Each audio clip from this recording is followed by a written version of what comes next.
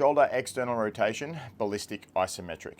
So we're going to get set up into a position that's not probably all the way to the end of your shoulder external rotation, but somewhere around there towards the end, depends on what we tell you in your program. However, what we're going to do is going to get into a position, we're going to get something tight, whatever position we get into, this is nice and tight now. What I'm not doing to start with is kind of pushing against this. I'm kind of just sort of leaning over this way a little bit, and I'm forcing this to contract to hold still. Once I'm here, I'm not pushing forward once again, I'm just sort of holding here. When you get to the dynamic contraction, what I'm going to do is try to rotate my arm in. So take a breath. Probably hold that for a few seconds. Now it's called a dynamic isometric because when you do the movement, it's dynamic because you're going from not pushing to pushing at whatever your prescribed intensity is instantly. So you're getting up to that intensity straight away. Isometric because there's no movement, right? So you'll get into the position. What I like to do with my shoulders is I'll do it at a few different angles. So you're going to be doing this more than likely for a period of 2 minutes. So I'll get here, I've got the tension in here, obviously nice and taut. I'll kind of just lean over a little bit. So I'm forcing this to contract. And then, now in your program, you'll be doing anywhere between 20 to even up to 100% intensities here. Very important to do the intensities we tell you. If we tell you to do 60% and you do 100, you're getting different adaptation than what we're actually asking you to do.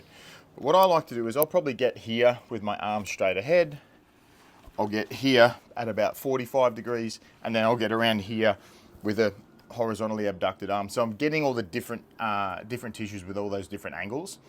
What you'll also do is probably start around this position with a vertical forearm, and then a little bit further out, and then I'll get all the way out to the end of my range here, but you'll work up to that as you go.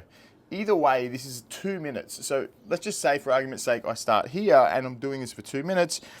I'll go here and then I'll do my dynamic contraction, let go, relax, go again.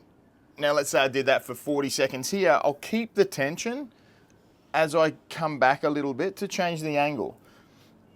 Then go again. Keep the tension as I change the angle. So as you're going through this 2 minutes, if you're moving positions or angles, just make sure that you're keeping that tension. What we want to do is we want to keep that tension on the tissue, and then when you're doing your dynamic movement, it's like boom. But either way, in the program, it'll tell you how long you're doing the dynamic movement for, how much rest period between. As an example, if it's a 3 second on, 1 second off, you'll be here and it'll be 1, 2, 3, relax. Keeping the tension just through weight, not through pushing, and then 3, 2, 1, relax for 1, 3, 2, 1. Relax for 1. Notice what I'm doing actually with my hand here as well. It's kind of nice and open there while it's relaxed. And then when I do my contraction, I'm making that fist to get that contraction here. And that's it. Shoulder external rotation, ballistic isometric. Enjoy.